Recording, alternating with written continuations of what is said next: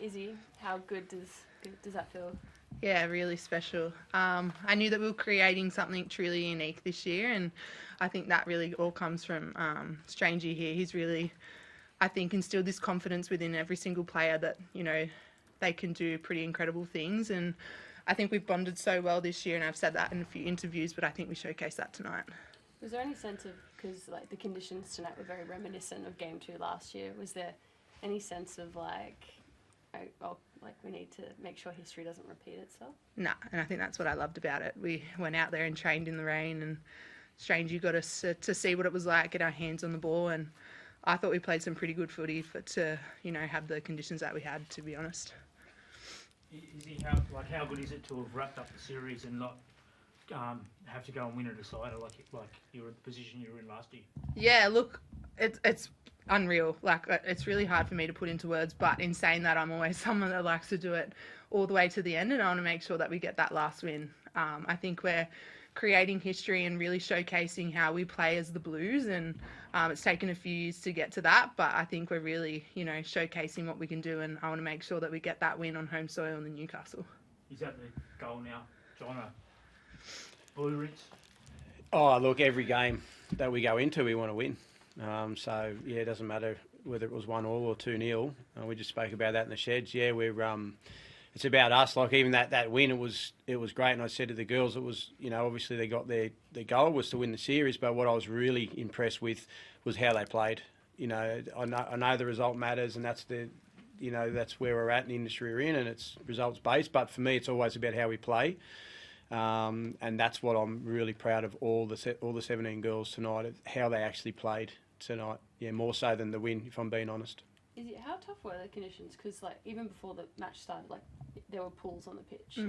How much harder does that make? Yeah, it was tough. Obviously, you could see that there was a few areas, but I don't know, I love something about when things get tough that you really stand up to try and put your best foot forward. So a lot of the girls were saying how they love playing in these conditions, and I think that's one of the best mindsets to have when that happens. But yeah, it was tough, but at the end of the day, we knew we wanted to get this done. We knew we had a job to do, and I thought we showcased that. What was maybe said at halftime? Because I think even though you guys were up, I think maybe the completion rate in the first half was 60%. I think second half might have been 100%. 100%. Yeah. 21 out of 21 in the second half. Once again, they're the things that I'm so proud of the girls. And we didn't just tuck the ball under the arm either. We wanted to play footy. We wanted to take it to Queensland. It wasn't just about, looking at the conditions and trying to just do one out hit ups for a kick and sort of hope for the best. It was, no, we're going to still play footy. And that's why I'm so proud of the girls, because they did that. They still played all their shapes. Completed. There was a little bit of talk about, we're coming out of yardage, we'll kick early and turn them around, put them in their corner. And then Jessie did that. Her kicking game was outstanding, but the kick chase from everyone else was even better, it was, like I said, I'm just so proud of them, of how they played. So, didn't take the foot off the pedal in the second half, played our footy in those conditions, and then backed it up with a defence. It was, Izzy, what can you say about Jessie Southall's performance and how far she's grown? Her kicking game tonight was... Yeah, she's unreal, isn't she? She's really come out of her shell this whole campaign that we've had, and I think you can see that on the field now. She's so well respected within our group and leads us around so well. We've got a lot of big names within our team, but she steps up every single time and makes sure that we're listening to her. But me personally, I think I've loved seeing her growth. I've loved seeing, I knew under Strangey she was going to shine, and she's really taken everything in that he said. So, I'm really proud of her. I love playing next to her. I think, her attack is pretty incredible, but you got to really look at her defence too. She's one of the most solid halves in defence. So, I always feel really confident with her next to me. What about for you, John? She's 20 years old. She was recalled this season. How impressive is she? Yeah, she's great. I mean, we've all seen, I was watching her even before she come into the NRLW, played with in the sevens, and just an athletically very good. She's a strong runner. Her passing skills are great both ways. Got a really good kicking game. So for me, I just thought it'd be a great person to actually coach, and then coach her into the sort of style that we wanted to play here with the New South Wales, with she being the dominant half on the ball, being in control and having the Tiana sort of be that running six to complement her. I'm just really proud of how Jessie's taken it all in.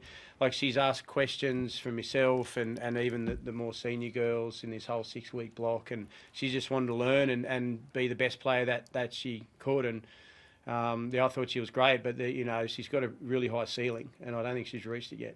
Which is exciting for New South Wales. And can you give us an update on Jess Surges? How is she? Yeah, she's fine now. She copped a bit of not really sure. There's a few girls got a few crushes in the first half that, which is disappointing. But so I'm not really sure. Like, she was a bit disorientated at half time. So I spoke to her. She was with the medics, and so we just sort of said, look, go off. And I said to her, you can come back on the second half. But at that point, she wasn't great. And obviously then she didn't go back on. Directly after the game, she was still a bit, sort of, like I said, a bit disorientated. But, probably about 15 minutes after full time, she started to sort of get back to herself. And, she was out, on the sideline and soaking wet like everyone else, but shivering, and just a few things that, she probably needed to get rugged up a little bit. And but she was good. So right now she's fine. But whether she plays game 3 or not, we'll see. That'll be up to the docs. We won't be pushing anyone to play if they're not ready. But thankfully for her, she's good right now. And what about Jamie? Yeah, no, she'll be fine. Yeah, she wanted to go back on actually. Yeah, so but I'm not really sure what happened there. I thought it was cramped there for a while, and then she was had the pickle juice going and stuff like that. So, but then she couldn't run, so we needed to bring her off. Had Emma Tonagato out there, so she slotted straight in onto the wing. So there's no issues there. But then, Chapo said that she was right to go back on, but I was just happy to leave Emery out there and make sure that Chapo's 100% for game 3. Obviously, just about Olivia Koenig, she had a great game, and you play with her week in, week out at the Roosters. Like, what is it about her that makes her such a good player? She really understands footy. She's really smart. She loves to learn. Same thing, she asks a lot of questions, and she's well respected within our group. I think when Liv talks, everyone really listens, and I think she's a really great leader within our Blues, and obviously back at Roosters for me as well. So, I had a feeling tonight she was really going to shine, and I thought she really led our forward pack really well, but she opens up space for everyone, to be honest, especially when she runs. So, I was really proud of her tonight. John, creating a bit of a victorious name for yourself as a coach, how does it feel, Izzy said it before, it couldn't have been done without you. How does it feel to have inspired and put together a group of girls to go out there and create Blues history? Look, honest, so he hates these questions. Yeah, I do. But honestly, like, we had a squad of 30 girls in New South Wales, and they were all amazing in this 6-week block. And it was the hardest thing for me to cut that down to 20, and then to go into camp for Origin 1, then to 17.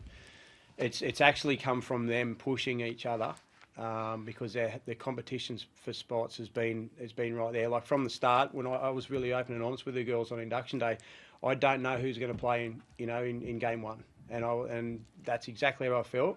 And it was up to the girls to to work really hard and understand what we wanted to do. But the depth that we have in New South Wales, all the girls, I believe that's why they played like they have in these 2 games, because it's who they are. And the 17 we picked, just unbelievable. So it literally is these girls.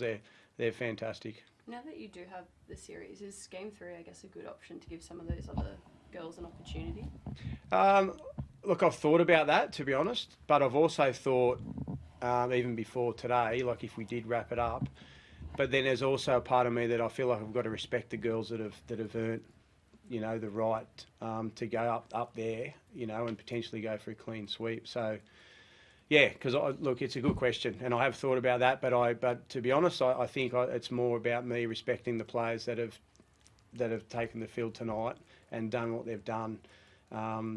So that's where I've landed. I like your question, because I did think about that, because there's so many girls that have missed out, that have trained so well and pushed all these girls. But I just feel it's about respecting the players that have earned the right to play in game 3. John, Jamie Frassard, 3 tries, 2 games. How impressive have you been with her, and how much has she exceeded your expectations? I don't know about exceeding expectations. That's kind of what I expected from Frez. I know she hasn't got an opportunity before this year, but for me, in the way she plays and the attitude, obviously I've recruited her for the Roosters because she's a winner. For me, you look at players when you're looking to, if you want to be successful, whether it's NRLW or at Origin, you need competitive people.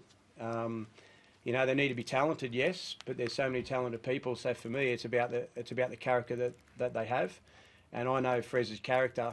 She's a competitor. She's a bit of a pit bull out there, as we can all see. And she never gives up on anything. So for me, it was a no-brainer that that she was an Origin player, and just obviously she's getting late 20s now. I think she's 27, but but she's made for this arena. So it wasn't a surprise to me. But saying that, also I'm really happy with how she went in tonight, and obviously in game 1. So yeah, finished that trial. That was amazing work. Where Izzy just brought in the winger just enough to give her a little bit of space, but for her to actually score that try, that was incredible. But for me, it's everything she does, even out of yardage. She just wants to. She's fighting all the other girls for those yardage carries when they're running in on play 2, wall against girls that want to whack them, and she's pretty much pushing her teammates out of the way to have those carries. So that's that's why Izzy loves her. That's why all the girls love her, and yeah, she's built for this arena. Thank you. Thanks, guys.